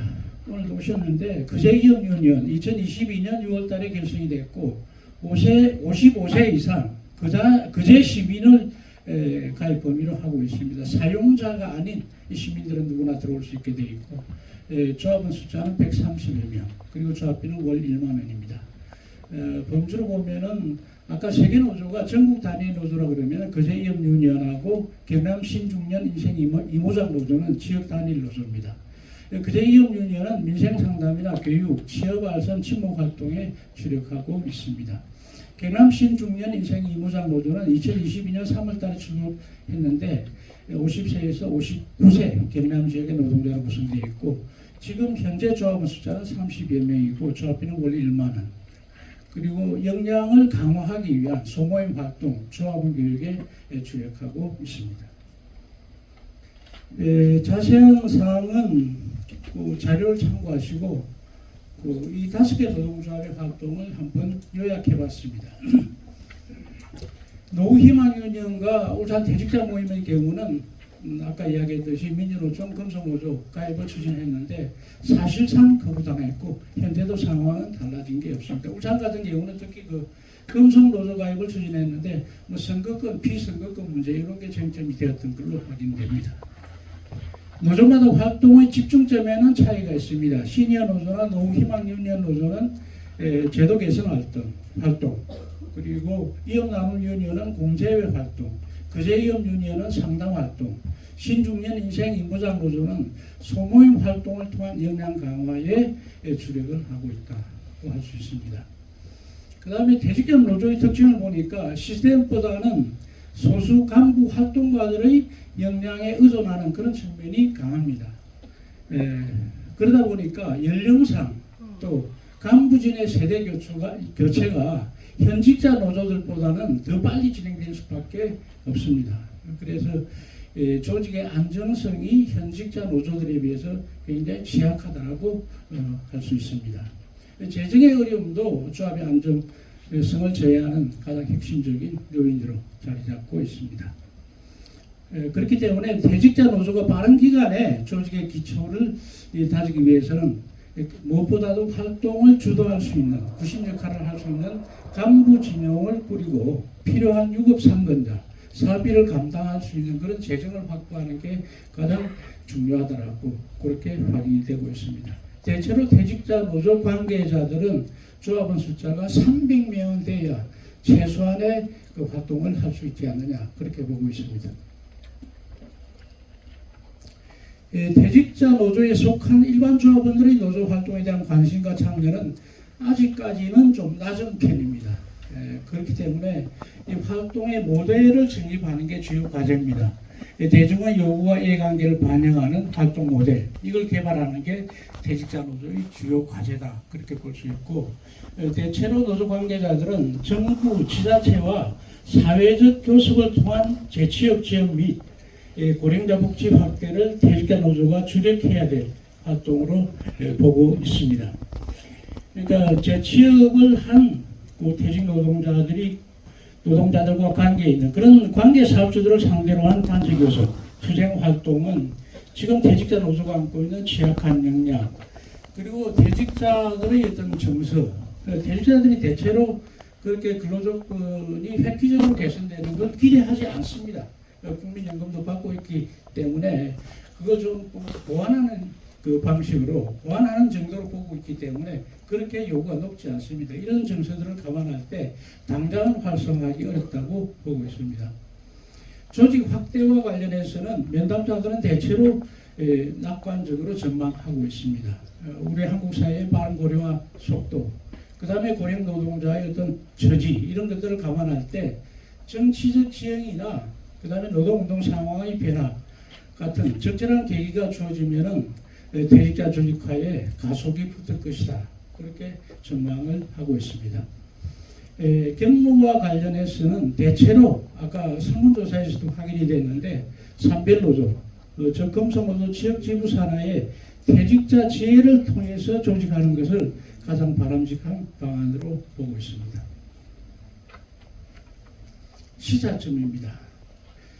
우리 금속노조의 조합원 가입 절차 정결 규정 7조에 따르면은 자연퇴직자의 경우 조합원 자격을 유지할지 여부에 대해서는 본인의 의사를 확인하여 처리하되 조합원 자격을 유지하고자 할 때는 해당 지역지부 소속으로 한다고 되어 있습니다. 명시가 되어 있는데 하지만 현실을 확인해 보니까 저희들은 이 자연퇴직자, 그러니까 정년퇴직을 맞거나 아니면 정리해고되는 경우, 뭐 희망퇴직도 마찬가지고 이런 퇴직자들의 의사를 확인하여 탈퇴 처리하지는 않고 거의 퇴직하게 되면 자동 탈퇴하는 것으로 사실상 처리가 되고 있습니다. 그래서 우리가 삼별노조 운동의 대의나 취지를 굳이 거론하지 않더라도 지금 금속노조 조합원들의 고령화 추세를 감안하면 우리 금속노조 운동의 역량을 보존하기 위한 차원에서라도 이 퇴직조합원에 대한 조직화 방안 그리고 계획을 수립하는 건 더 이상 미룰 수 없는 과제로 대두되고 있다라고 이야기할 수가 있겠습니다. 노동조합 조직화 경로인데 크게 세 가지 경로를 상정할 수가 있습니다. 하나는 금속노조 지역지부 산하 퇴직자 제외로 조직하는 방안이 있고, 두 번째는 퇴직자들이 독자적인 노조를 만들어서 총연맹 조직에 가입하는 방안입니다. 아까 우리 조혜리 선생님이 이야기했던 이탈리아나 캐나다 같은 그런 경로가 되겠죠. 그런데 그리고 세 번째는 이제 그 상급단체에 가입하지 않고 퇴직자들이 독립적인 지역 노조로 조직하는 방안입니다. 이 중에 이제 두 번째 방식, 퇴직자들이 독자적인 조직을 만들어서 하나의 산별노조로 민주노총의 총연맹 조직에 가입하는 방안은 여기서 제외를 시켰습니다. 왜냐 그러면은 이건 금속노조 차원의 결정만으로 가능한 게 아니고 민주노총의 어떤 결의가 필요한 거고, 그 다음에 현실적으로도 굉장히 쉽지 않은 문제이기 때문에 단기간에. 그래서 두 번째 거는 배제하고 1번하고 3번만 검토를 했습니다. 이건 지금 현재 규약 규정으로도 불가능하지 않은 것 같습니다. 금속노조 지역 규약 규정에 따르면은 대조합원의 의사를 확인하여 당사자가 조합원 지위를 유지하기를 원할 경우에는 소속 지회를 원래 속해 있던 지회에서 지역 지부 산하의 퇴직자 지회로 바꿔주는 방식, 이렇게 처리하면 된다. 아까는 지역 지부 산하로 편제한다라고 되어 있는데 이걸 지회로 묶어주자. 뭐 그렇게 하면은 간단한 게 아니냐. 그리고 이 퇴직자 지회를 결성하는 건 금속노조 규약 49조 구조를 보니까 지회의 설치 등에 관한 규정인데, 지회의 설치, 분할, 합병, 신설은 지부 운영위원회에서 결정하게 되어 있습니다. 그래서 그리고 별도 규칙으로 정한다고 되어 있고, 이게 49조 2호고, 지회 설치 기준은 지부 운영위원회의 의결로 별도 규칙으로 정한다. 49조 3호라고 되어 있는데, 이 규정들에 따르면은 지역 지부가 적극 나서서 퇴직자 지회를 설치하는 것이 가능한 것으로 그렇게 보입니다. 퇴직자 지회의 가입 범위를 퇴직 조합원에게 한정할 건지, 아니면 금속노조 출신이 아닌 미조직 노동자들에게도, 그러니까 고령자들이 되겠죠, 이런 사람들에게까지 그 문을 열 건지에 대해서는 검토해야 되겠지만, 가능하면은 산별노조의 대의에 맞게 적극적으로 포괄하는 방안으로 가는 게 바람직하지 않느냐 그렇게 보여지고 필요하면 퇴직자지회 산하에 사업장이나 업종 등의 그 단위에 따라서 분해를 둘 수도 있지만 산별노조 운동의 취지에 맞게 지역 차원의 활동에 주력해야 될 것이다 그렇게 보여집니다. 퇴직자 재조합원의 지위와 권리, 조합원이냐 아니면 아까 외국의 사례처럼 준조합원이냐 또는 그 명예조합원이냐 하는 문제, 그 다음에 임원 선출과 관련한 선거권, 피선거권, 그 다음에 금속노조의 주요 사안에 대한 투표권의 문제, 이걸 어떻게 할 거냐, 그 범위를 어떻게 정할 것이냐 하는 것은 금속노조 차원의 어떤 논의가 필요하죠. 조합비도 마찬가지입니다. 그래서 아까 외국의 사례를 보면은 조합비 없이 자발적으로 회비를 내게 할 수도 있고, 그 다음에 수입에 따라서 정할 수도 있고, 또는 연금 액수에 비례해서 회비를 내도록 할 수도 있는데, 이런 문제들은 금속노조 차원의 논의가 필요한 것으로 보입니다. 일단 시작은 아까 이야기했듯이 금속노조 지부 차원에서 그런 활동들을 벌여나갈 수 있다고 보여집니다. 중요한 것은 이런 문제들에 대한 토론을 벌이고 의견을 모아가되 조직화를 먼 훗날의 과정을 두지 않고 두어서는 안 된다 하는. 근데 무슨 이야기냐 그러면 아까 금속노조에서 쟁점이 됐던 선거권, 비선거권의 문제, 이건 사실 저희들이 그 퇴직자 노조의 사례 그리고 퇴직자들과 인터뷰를 해보니까 별로 중요한 문제가 아니었습니다. 그래서 대중들의 그 입장에서 보면은 선거권이나 비선거권 이런 게 큰 문제가 아니다 하는 거죠. 그래서 이런 문제들은 나중에 정리하더라도 일단 조직화에 착수하는 것이 바람직한 게 아니냐 그런 이야기입니다. 그 다음에 지역 지부는 퇴직자 제휴 활동을 당연히 적극적으로 관장해야 할 거다 하는 거고, 두 번째는 독자적인 퇴직자 지역 일반 노조로 조직하는 방법인데, 어쨌든 지금 당장 금속노조나 민주노총에 가입할 수 없는 조건에서 자발적으로 노동조합을 조직하는 방안입니다. 지역 단위로 그리고 산업업종, 직종을 가리지 않고 일정 연령의 고령 노동자들을 취업자, 구직자, 은퇴자 가리지 않고 조직하는 그런 방안이 될 거다. 민주노총이나 금속노조 가입이 당장 어려운 조건에서 실제 지금 진행되고 있는 방식이고 또 현실 가능한 방법이다라고 할 수가 있겠습니다. 지역의 조건 그리고 조직화의 효율성 등을 고려하여 처음에는 특정한 산업업종 중심으로 그렇게 조직화를 시작할 수도 있을 거고, 그 후에 다른 업종 산업으로 확대해 나갈 수도 있을 것이다 그렇게 보여지고, 이 경우 금속노조나 민주노총 등 기존의 노동조합은 퇴직자 노조가 발전할 수 있도록 적극 지원하고 연대하면서 중장기적으로는 이런 퇴직자 노조와의 그 관계, 바람직한 관계를 설정해 나가야 될 거다 그렇게 보여집니다. 그 다음에 아까 잠깐 소개했는데 공제협 활동과 결합하는 방안입니다. 아까 5개 노조 중에서 이업나눔 유니언이 여기 굉장히 주력하고 있다고 말씀을 드렸습니다. 왜 공제협 활동이 필요하다고 보느냐 그러면, 일단 기존의 노동조합 활동 사례를 보니까 일반 조합원들을 조직에 끌어들이기가 쉽지 않습니다. 뭔가 경제적인, 직접적인 어떤 요구나 이해관계를 반영할 수가 있어야 되는데 당장 줄 게 없습니다. 그러다 보니까 상호 부족, 공제 활동을 통해서 예를 들면 배움과의 업무 협약을 통해 가지고 건강검진을 조금 싸게 받을 수 있도록 한다든지 여러 가지 서비스를, 복지 서비스를 제공한다든지 이런 걸 가능하게 하는 게 공제 활동이기 때문에 공제 활동 기능을 노동조합에 탑재할 필요가 있다라는 게 아까 이업나눔 유니언의 핵심적인 어떤 주장이고, 노조에서 적극적으로 검토할 필요가 있다라고 보여집니다. 특히 그 퇴직조합은 일반 그러니까 퇴직자들 같은 경우는 노조 활동의 필요성을 잘 못 느끼고 있고, 또 느낀다 그러더라도 적극적으로 참가할 그런 의사가 강하지 않기 때문에 어떤 이런 활동들을 통해서 매개로 해서 보는 게 필요하다 하는 거고, 그 방법은 두 가지 방법이 있을 거다. 1차로 퇴직 노동자들을 공제회로 조직한 후 노조 활동의 의사가 있는 사람들을 노동조합으로 묶는 방안. 그러니까 폭넓게 공제회를 통해서 조직하고 그 중에서 노조 가입 의사가 있는 사람은 금속노조 퇴직자 지회로 조직하는 방안이 있고, 동시 가입하는 방식으로 조직하는 방안. 이 두 가지가 있을 수 있겠다. 금속노조가 퇴직자 조합원 조직화와 관련해서 우선적으로 좀 해야 할 일은 간단합니다. 우선 퇴직 예정자에 대한 교육, 노후 설계 프로그램 지원입니다. 우리 법 고용상 연령차별 금지 및 고령자 고용 촉진에 관한 법률에 따르면 1000인 이상 사업장은 퇴직자 의무 교육을 시행하게 되어 있습니다.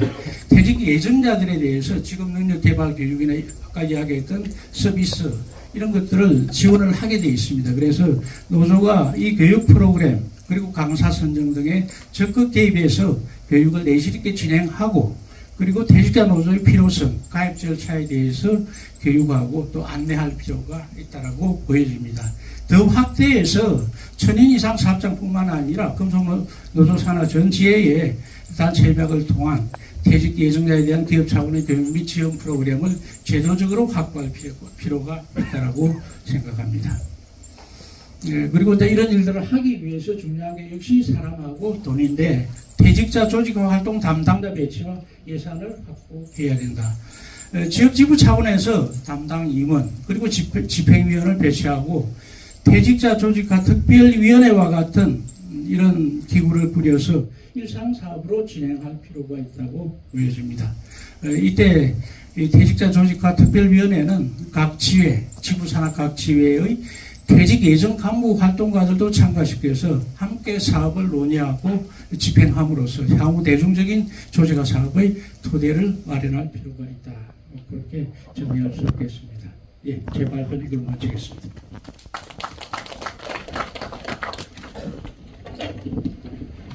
네, 오늘 그 발제는 이렇게 1시간 정도로 해서 끝나도록 하고요. 이제 질의응답하고 의견 받을 시간입니다. 그래서 이제 여기 앉아 계신 우리 운영위원 동지들하고 그리고 이제 뭐 산별연맹 동지들 그리고 거제에서 우리 이제 그 퇴직자 노동조 활동하시는 이제 분들까지 다 오셨는데 의견하고 질문 그리고 뭐 여러 가지 그냥 가지고 있는 고민 지점들 다 말씀해 주시면 될 것 같습니다. 일단 오늘 그 발제는 하지 않았는데요. 우리 같이 이제 연구했던 이제 연구진께도 네, 왔는데 소개해 드리도록 하겠습니다. 우리 박소연 네, 연구진입니다. 네, 그러면 이제 질의응답 바로 진행하도록 하겠습니다. 자유롭게 의견 주시면 될 것 같습니다.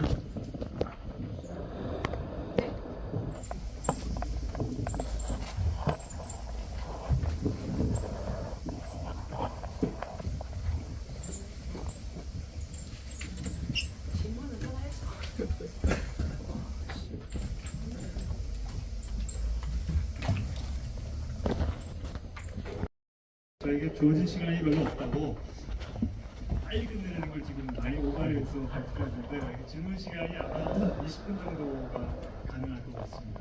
뒤에 또 다른 회의가 있다고 그러시니까 이제 보시면 아시겠습니다만 사실 내용이 대단히 많습니다. 실제 그 생활 실태에 대한 부분도 있고 또 퇴직자 이후 퇴직한 분들의 어떤 생활에 대한 문제, 그러니까 노조에 대한 견해, 그리고 노조가 조직화를 위해서 해야 될 방향, 여러 가지 내용들이 다 지금 포함이 되어 있기 때문에 근데 문제는 항상 지금도 그렇습니다만 저희가 인터뷰하면서 느낀 게 뭐였냐면 퇴직자 노조를 처음 들어본다는 게 대부분이 있습니다.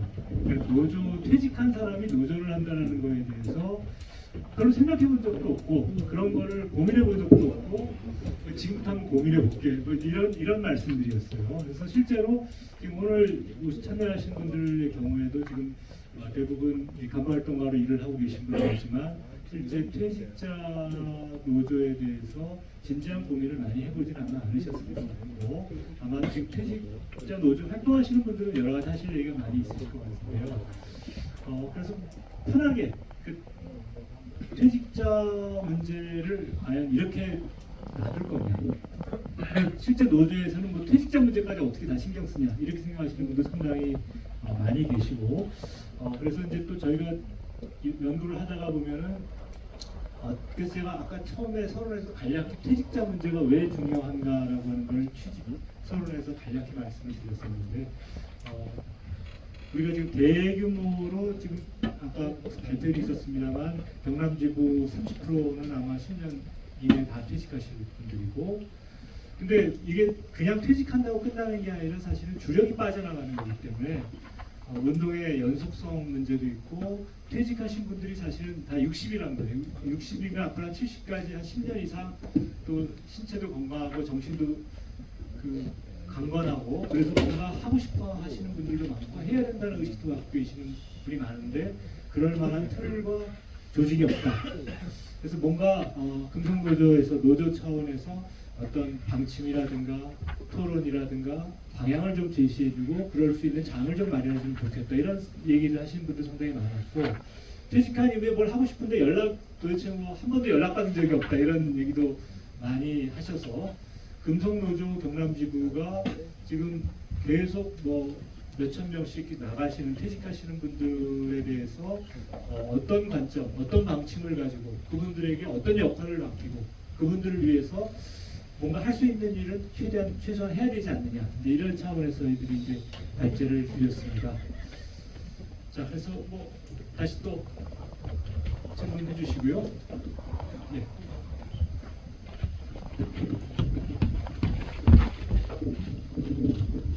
예, 고생이 많습니다. 표창기계 제작 나있습니다. 가장 쉽게 좀 해보면서 좀 제가 질문을 드릴까 합니다. 방금 설명을 들었을 때, 물론 이제 대단한 건데, 이 이야기를 듣고 현직에 있는, 그러니까 지금 취업하고 있는 요 세대하고 퇴직하고 있는 세대, 그러니까 이게 주판이 좀 두드러지는 이 상황이 느껴지더라고요. 그러니까 좀 전에 이야기했던 예를 들어서 가입 조건이, 퇴직자의 가입 조건이 예를 들어서 그냥 설정이 나름인데 50세부터 이렇게 했을 때, 그러면 예를 들어서 평생으로 본다면 50년에 50년 동안에 할 수 있는 이 조직 대상이 되는 거고, 아니면은 좀 간단히 보면은 경제활동을 할 수 있는 연령, 이걸 기준으로 놓고 볼 수도 있는데 어마어마한 조직이거든요. 이제 그렇게 됐을 때 민주노총이라는 이 조직 틀 안으로 들어왔을 때 역시 이제 기득권과 또 새로운 조직단체, 아까 좀 전에 많은 문제 지적했던 뭐 선거권부터 시작해서 권리 문제, 이런 것들이 부딪힐 수밖에 없다고 보거든요. 그러면 이제 지금 당장 조직화보다는 어떤 제도적 내부 규율이 먼저 세야 되는 게 아닌가. 요게 이미 사례도 있고요. 울산에서 그런 조직화 사례, 기득권 문제 때문에 조직화가 안 됐던 문제가 있는 거고, 그다음에 좀 전에 이야기했던 재취업의 문제. 예를 들어서 당장 50세부터 60세까지 10년의 차이에서 내 일자리 취업 문제가 사실은 부딪히는 문제가 있는 거거든요. 그뿐만이 아니고 각종 여러 가지, 그러니까 뭐 사회 제도적 문제든 뭐 사회 뭐 계획 강화 계획에 대한 어떤 문제든 간에 얘기는 또 서로 부딪힐 수밖에 없는 뻔하게 다가올 수밖에, 막 지적했던 내용들 속에 현재 기득권층하고 부딪힐 수밖에 없는 이 조건에 갈 수밖에 없는 것 같은데, 그런 제도적 문제가 더 우선 돼야 되는 게 아닌가 싶습니다. 예, 지금 아마 나혜수님께서 말씀하신 거는 기존의 노동조합 운동 내부에서의 이제 세대 간의 이해관계의 차이라든가 격차가 실제로 현실적으로 있다. 그리고 그런 의미에서 퇴직하는 세대가 어떻게 보면 이제 뭐 기존까지는 퇴직 전까지는 기득권 세대였고, 이제 그런 측면에서 이 부분들을 이 노조 내에서 어떻게 접근할 것인가에 대한 뭔가 그런 게 좀 필요한 게 아니냐, 이런 말씀이신 것 같은데, 혹시 뭐 소장님.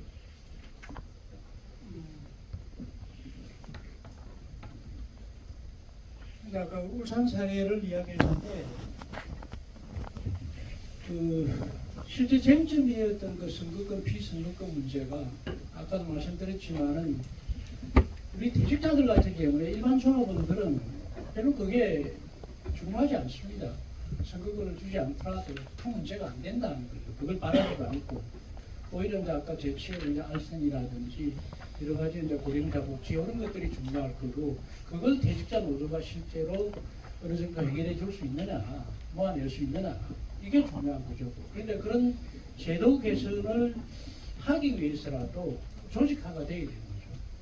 그럼 기존의 어떤 현직자 노조들이 그런 활동들에 역점을 두고 활동을 전개하느냐 그러면 그렇지 않잖아요. 그렇지 않은 상태에서 당사자들이 나서야 되는데 그게 어떤 조직을 매개로 하지 않고 통하지 않고 가능하지 않지 않습니까? 그래서 필요하다는 거죠.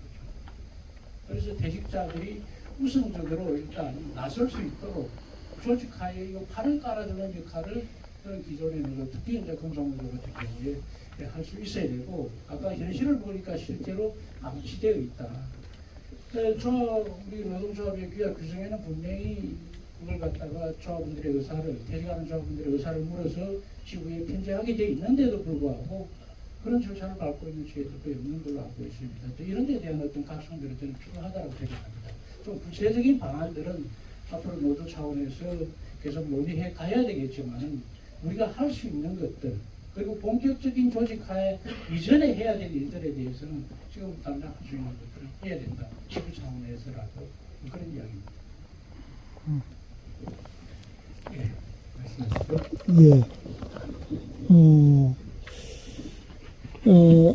김정호 소장님께서 발표하신 김정호 소장님께서 발표해 주신 퇴직자 노조 중에 경남 신중년 노동조합의 그 부위원장입니다, 제가. 예. 한 3년 전, 3, 4년 전에 제가 경남 퇴직자 노동조합을 이렇게 조직하려고 다니다 보니까 현직 노조 간부가 형님 노동조합이 그렇게 좋아요? 이렇게 질문했어요. 그러니까 이제 퇴직하면 여기를 쳐다보지도 않는데 뭐가 좋다고 그걸 또 만들려고 하느냐. 그렇게 하다가 또 경남 신중년 노동조합이라고 있더라고요. 설립필증을 받아놨어요. 그래서 벌써 한 2년 전에 가입을 했는데 고재에서 백순환 위원장도 오셨네요. 그 나눔 유니온이라고, 그건 이제 서울을 본부로 하는 이영나눔 유니온이라고 그 조직에 비슷하게 고재 단위로 만들어진 것 같은데, 제가 경남 신중년 노동조합 이렇게 참여하다 보니 솔직히 말해서 아무것도 안 돼. 그래서 김정우 소장님 말씀만 맞다나 각 지휘 단위에서 조직화 사업을 해야 정상적으로 돌아가겠다. 제가 통일노동조합 출신인데 여기 그 지휘자님 오시던데 그런 지휘자분들이 조직하는 조합원들한테 이렇게 조직하자, 가입해라, 이런 말 한마디라도 하는 그 첫 모임이 되는 것이라고 생각해서 굉장히 감사하게 생각합니다. 그다음에 경남 금속 지구에게 애쓰고 계시구나, 그런 생각을 드립니다. 네. 질문이라기보다는 의견을 말씀드리고 또 다른 코멘트 하시는 분 있으신 말씀해 주시죠. 근데 아까도 앞에서 말씀드렸습니다만 그 퇴직자 조직화 이렇게 좀 거창하게 지금 표현을 했습니다만은 퇴직자 중에 거의 60% 70%는 사실은 제조업에 재취업합니다. 그러니까 사실 엄밀하게 얘기하면 금속노조의 조직 대상인 거예요. 근데 새로운 비정규직 노동자를 조직화하는 사업도 중요하지만 기존의 조합원이었던 사람들이 노조 밖으로 튕겨져 나가는데 그것도 관리하지 못한다고 하면 노조가 과연 어떤 사업들을 제대로 할 수 있겠느냐, 이제 이런 측면이 사실 저희들 큰 문제의식을 갖고 있었습니다. 기존의 노조 활동을 하는 사람, 노조원으로서 평생을 살아왔던 사람들이 다시 이제 비정규직으로 노동 재취업을 하는데 더 이상 이제 조합원으로 계속 활동할 수 있도록 조합원으로서의 지위와 자격과 이런 조건 장을 마련해 주는 것은 노조가 할 수 있는 가장 쉬운 일 중에 하나라고 생각을 해요. 그걸 뭐 이제 아까 소장님이나 그 선거권, 피선거권 이런 차원에서 말씀을 하셨지만 사실은 퇴직한 60세 이상 고령 노동자들에 대해서 노동조합이 어떤 방침을 가지고 이 사람들을 위해서 어떤 일을 하고 그 사람들을 통해서 어떤 사업을 할 건지에 대한 정말 진지한 고민을 하고 있느냐 이런 질문을 사실 드립니다. 그러니까 우리가 고령화 시대에 직면하기 이전까지 노조 활동을 쭉 해왔던 역사와 흐름과 전통이 있습니다만 이제 새로운 시대 인구 절벽 시대에 고령 노동자의 규모나 비중이 아까 이제 3분의 1 뭐 이렇게 나왔잖아요. 경남 지역 같은 경우에. 그러면 그 사람 고령화된 사람은 이제 노동자가 아니니까 별로 우리가 신경 쓸 필요가 없다 이렇게 생각하게 되면 이분들이 노조 활동을 열심히 하다가 노조 밖으로 나가는 순간 점점점 개별화되고 고립화되고 보수화되고 노조의 지지자가 아니라 노조의 이제 거리를 두기 시작하는 사람들이 되는 그런 게 현실이라는 거죠. 그런 말씀들 저희가 인터뷰하면서 많이 들었습니다. 그래서 노조 활동을 하던 분들이 나이가 들어서 퇴직을 해서 노조 밖으로 나가고 노조와 관계가 없어지고 그러면서 현장에 남아 있고 그런 분들의 이해를 어려움들을 노조가 신경 써주고 혹은 그런 분들을 통해서 뭔가 노조의 든든한 우군과 지지자들을 더 확대하고 이런 식의 사업들에 대해서 고민을 해야 되는데 적어도 지금의 노조 활동이라는 게 딱 조합원 그 조합원을 기업지회 조합원 거죠. 기업지회 조합원을 위한 임단협 교섭하고 선거하고 그거 외에 노동조합이 전체 노동자들 혹은 비정규 노동자들 고령 노동자들 그렇지 않은 노동자들을 위해서 기대도 많고 할 것도 많은데 사실은 못 해왔던 것들이 있잖아요. 근데 사실 퇴직 노동자의 문제는 노조가 하게 되는 어려운 문제가 아니다라는 겁니다. 왜 기존에 같이 해왔던 사람들이기 때문에 노조가 신경을 안 쓰고 노조가 고민을 안 했던 거예요. 퇴직자라고 하는 60세가 넘은 고령 노동자들 그리고 다시 비정규직으로 혹은 하청 노동자로 현장에 다시 돌아오는 사람들이 지금도 많고 앞으로는 점점 더 규모가 커질 겁니다. 그래서 대체로 저희가 퇴직자들도 보면 이렇게 60세가 있고 65세 이전이 있고 65세부터 70세가 있고 70세 이후 이렇게 나눠질 수가 있죠. 근데 적어도 저희가 인터뷰하는 분들은 60세에서 65세 분들이 가장 많았고 실제로 이분들은 대부분 현장에서 비정규직으로 다시 일을 하시는 거예요. 그리고 노조에 대해서 잘 알아요. 노조 활동 경험도 많고요. 근데 아무것도 할 힘도 없고 할 역량도 할 조건이 안 되는 거죠. 그런 거를 노동조합이 구체적으로 어떻게 끌어안을 거냐. 이런 문제를 왜 고민 안 하지? 이제 밖에서 보면 그런 질문이 드는 거죠. 그게 선거권이냐 피선거권 이런 문제는 사실 아주 작은 문제라고 저희들이 보기에는 보이는데 모르겠습니다. 이게 조직 실제 그 보고서를 쓰실 때 되게 크고 중요한 부분이라고 말씀을 하셔서 저희들은 그런 생각이었고 그래서 오늘 이 자리도 사실 운영위원들이 다수 참여하시기 때문에 운영위원들한테 퇴직한 고령 노동자 문제에 대해서 노조가 고민했느냐 경남지구 운영위원회는 경남 지역의 금속노동자 전체에 대해서 책임지고 나름대로 책임감을 갖고 방침을 세우고 방향을 제시해야 되는 사실은 책임과 의무가 있는 분들이 여기 다 계신데 그러면 고령 노동자 문제에 대해서 한 번도 생각 안 해봤다. 그럼 지금부터 생각해야 된다. 이런 게 저희들 사실은 그런 자리나 그런 장이 됐으면 좋겠다라고 하는 게 사실 오늘 발표의 중요한 저희들이 부여한 의미였습니다.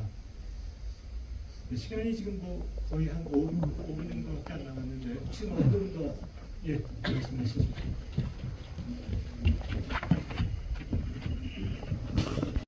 제 지회장 김재성입니다. 일단 듣다 보니 저 스스로도 좀 반성을 많이 하게 되는데 일단 퇴직자 하시는 선배님들한테 대해서 스스로도 고민을 좀 많이 안 해본 게 사실인 것 같습니다. 근데 얘기를 듣다 보면서 고민이 좀 되는 것들이 사실 지부 자체에서도 이제 그들 스스로 퇴직자들에 대한 교육에 대한 필요성이 좀 많이 필요하지 않을까라는 생각이 좀 많이 들고요. 그리고 또 두 번째 얘기로는 이제 퇴직자 조직 사업에 대해서 중요성이 많이 좀 강조되고 대두됐던 것 같은데 법제도를 좀 통해서 이제 공공근로에 대한 일자리 제공이나 혹은 이제 양질의 일자리 확보를 그 조합 내부적으로 좀 확보할 수 있다면 그 양질 일자리가 계속적으로 관리가 될 거고, 그리고 그 조직에 대한 베네핏이 생기는 부분이라서 이런 제도적인 부분들이 좀 많이 보완이 필요하지 않을까라는 생각이 들어서 좀 의견을 드리고 싶습니다. 예, 퇴직자 사업의 방향과 내용에 대해서 저희 그 거제 이음 노조 우리 백순환 위원장님 오셨는데 한마디 해주시죠. 예, 반갑습니다. 이렇게 오늘 보니까 이렇게 반가운 얼굴들이 너무 많네요. 그래서 오늘 그 토론하는데 참석하라는 통보를 받고 저희들도 좀 고민하다가 이제 왔습니다. 근데 저희들이 처음 이제 거제 이업 유니온을 만들 때 이제 그 초동 주체 모임들이 생각한 것은 일단 후배들에게 뭐 이렇게 의탁하지 말자. 그 사람들에게 부담 주거나 할 필요가 없다. 우리 스스로 퇴직자 스스로 좀 필요한 것을 우리가 한번 만들어 보자. 이제 이런 취지에서 이렇게 시작되었고 한 9개월 정도는 굉장히 정체가 되어 가지고 중간에 그 구성원들이 포기하자는 이야기도 많이 했었습니다. 뭐 우리 이만큼 노력했으면 됐지 뭐 이제 끝까지 할 필요가 있나 이런 이야기 하시는 분도 있었는데 한번 해보자. 이거 분명히 성공한다. 이제 이래 해서 몇 분이 이렇게 해서 지금 했는데 작년 6월달에 첫 총회를 할 때 60명, 67명 정도 모였는데 지금은 조합원 수 한 150명 되고요. 만나는 분들마다 퇴직한 만나는 분들마다 그 이업 유료 이야기 들었다. 명함이나 좀 좋아라 하고 이렇게 관심들을 많이 가지고 있습니다. 저희들이 어떻게 지금 사업은 원체 돈이 없으니까 한 달에 이제 조합은 150명인데 150명 다 들어오지는 않고 조금 있어서 중간중간 이렇게 수익 사업을 통해서 지금 상권자 이제 임금 상목자 임금비를 좀 조금씩 임금비를 활동들이 조금씩 드리고 있는데 이것이 이제 그 실질적인 우리가 그 지금 현재는 돈 안 드는 사업만 하고 있거든요. 뭐 휴대폰 뭐 이렇게 또 우리 갑자기 이제 사람이 쓰러졌을 때 이제 심폐소생술 뭐 그다음에 이제 성교육 사업 뭐 그 지역의 보건소하고 연락해서 건강 체크 사업 또 그리고 한 달에 한 번씩 좀 이렇게 걷기 뭐 여러 가지 이제 사업들을 지금 쭉 하고 있는데 굉장히 재밌어 하시는 분들도 많습니다. 우선 그런데 조금만 저희들이 예산만 좀 되면 더 정말 풍부하게 하고 조합은 더 급격하게 늘어날 수 있다고 저는 확신합니다. 그래서 여기 이제 금속노조 운영위원들이니까 조금 도움 주시면 좋을 것 같아요. 특히 퇴직할 때 퇴직 조합원들에게 그래 바깥에 나가서도 여러분 활동할 것이 꼭 필요하다. 퇴직자 노조에 가입하는 게 좋겠다. 한 번 정도 꼭지 정도라도 교육이라도 한번 해주시면 정말 도움이 될 것 같고 잘 될 것 같습니다. 저는 그 퇴직자 노조가 거제부터 모범을 보여가지고 각 지자체별로 하나씩 만들어져서 그게 활성화되면서 서로 연대 사업도 하고 나중에 상급단체도 정하는 그래서 제일 밑바닥 노동자들 가장 어렵고 힘드는 노동자를 찾아가서 조직하는 것이 가장 중요하다. 활동가들 해봐봐야 아무 소용없다고 저는 생각합니다. 제일 힘든 아무것도 없는 평범하게 살아가는 어려운 노동자를 찾아서 가입시키고 그분들에게 활력을 주는 것이 가장 중요하다고 생각하고 그걸 위해서 저희 거제 이업연구원도 최선을 한번 다해보겠습니다. 모범을 한번 만들어 보겠습니다. 감사합니다. 예. 이 보고서 제목에 지금 생활 실태와 재조직화 방향이라고 되어 있는데 저희들이 처음에 내부에서 논의가 있었습니다. 퇴직자 사업 방향 이렇게 해야 되는 거 아니냐. 지금 당장 조직화를 할 단계가 아직 아닌 거 아니냐 이런 생각이 있습니다. 저는 그래서 퇴직자 사업 방향이라고 하자고 했었는데 그 이유는 뭐냐면 금속노조가 퇴직자 사업을 어떻게 할 거냐를 갖고 논의해야 된다. 금속노조가 지금 당장 퇴직자를 조직할 사업을 실천할 준비나 토론이나 방침에 아직 서 있지 않은 상태이기 때문에 퇴직자 사업을 어떻게 해야 될지에 대해서 금속노조가 고민할 수 있도록 하는 게 필요한 게 아니냐. 그래서 저도 퇴직자를 조직화하는 게 중요합니다만 퇴직자 조직화 자체를 아직 그 이전에 퇴직하는 수많은 고령 노동자들에 대해서 금속노조가 어떤 뭔가 사업을 해야 될 거고 그 사업 방향이 무엇이고 그 사업 내용 중에 하나가 조직화일 수도 있는 거고 조직화가 아닌 뭐 다른 내용일 수도 있는 거죠. 그러니까 적어도 근데 퇴직자 현재 혹은 고령 노동자분들, 금속노조에 대기업 정년퇴직자도 있습니다만 중소기업의 고령 노동자들이 상당히 많이 있습니다. 그러니까 이런 분들을 위해서 금속노조 경남지부가 뭔가 무엇을 할 수 있을지 좀 더 고민해야 되는 게 아니냐, 이제 이런 말씀 드리고요. 자, 시간이 거의 다 돼서 한두 분 더 말씀 없으시면 혹시 예우 의원님 뭐 코멘트 하실 게 있으시면.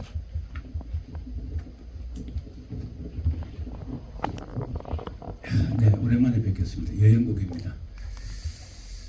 제가 그동안 쭉 활동 범위가 지역 사회다 보니까 퇴직 노동자들 들어 참 많이 만나고 합니다. 주로 등산길에서 탁구장, 당구장 뭐 이런 데서 참 많이 만나요. 배드민턴장 가면 젊은 분들이 많이 있고, 그분들이 이게 그 나이가 60에서 한 65세, 한 60 중반, 70 아래 되는 분들은 어디 복지회관에 가서 명함도 못 내미는 좀 이런 심정들 이야기하면서, 퇴직하고 이제 우리나라 법적 노인 기준이 되더라도 좀 우리가 좀 쉽게 접근할 수 있는 뭐 공간 같은 게 있었으면 좋겠다. 예를 들면은 뭐 중장년 뭐 노동회관, 뭐 이런 복지회관 이런 게 좀 있으면 좋겠다 하는 좀 이야기들을 참 많이 했고, 또 그런 분들 역시 오늘 이제 조직화 관련해서 말씀을 쭉 주셨는데, 지금 금속노조 예를 들면 지역 지부로 그분들을 묶었을 때 이제 구체적으로 어떤 혜택들을 줄 수 있겠는가, 그분들 삶에 좀 이런 문제가 좀 더 구체화 좀 돼야 된다 보여지고, 상당 기간 가도 기간은 규약을 좀 개정하더라도 기업 지회에서 지급되고 있는 기업 복지, 뭐 가령 건강 검진이라든지 또 뭐 퇴직 이후에도 자녀를 늦게 둔 노동자들 같은 경우는 대학을 졸업하지 않은 뭐 이런 자녀를 일부 둘 수가 있습니다. 그래서 그런 복지를 뭐 일정 기간 좀 퇴직 이후에도 연장을 한다든지, 그러면 그런 사람들은 자동적으로 이제 금속노조 지역 지부의 조합원 신분을 함께 해서 뭔가 좀 이중 멤버십 비슷한 이런 방식으로 좀 할 필요도 있지 않겠는가, 이렇게 좀 보여지고, 조금 더 멀리 보면은 뭐 여기가 지금 노동회관입니다. 우리 창원의 노동회관이 여기하고 정우상가 쪽에 한국노총 건물이 하나 있는데, 사실 노조 사무실만 있지 뭐 이름에 붙어있는 복지라는 개념의 공간은 하나도 사실 없습니다. 그래서 퇴직 이후에 그 노동자들이 조금 쉽게 자기들끼리 모일 수 있는 공간의 개념으로 진정한 좀 복지 서비스를 제공하는 그런 공간과 함께 이런 노조 조직과 사업이 함께 진행되면은 좀 더 낫지 않을까 하는 생각들이 많이 들었습니다. 네, 자, 시간이 지금 많이 오버가 됐습니다. 그래서 더 이상 토론을 진행 더 하기는 어려울 것 같고, 오늘 이 자리가 금속노조가 지역의 이 고령 노동자들을 위해서 어떤 사업들을 어떻게 해야 될까 고민하고, 또 그것들 같이 앞으로 토론할 수 있는 그런 출발점이 됐으면 하는 바람입니다. 오늘 여기서 마치죠. 예. 일단 1시간, 네, 한 40분 좀 안 되게, 네, 진행을 하였습니다. 원래 이제 우리가 함께 또 고민하고 시간 가지려면 더 많은 시간이 필요한데, 뒤이어 우리 그 노조 부위원장님 간담회도 잡혀있고 운영회도 예정되어 있기 때문에 오늘은 여기서 마무리하도록 하겠습니다. 오늘 이 자리가 우리의 모든 그 사업에 대한 방향성을 결정 지을 수는 없지만, 그래도 우리가 한 번도 제대로 고민해보지 않았던 사업에 대해서 오늘을 계기로 이제 고민을 해보고, 그리고 또 시작이 되는 좀 시간이 되었으면 좋겠습니다. 네, 경남지부 사연대위원회에서 진행한 퇴직자 실태조사와 재조직화 방향에 대한 보고회는 여기서 마치도록 하겠습니다. 감사합니다. 고맙습니다.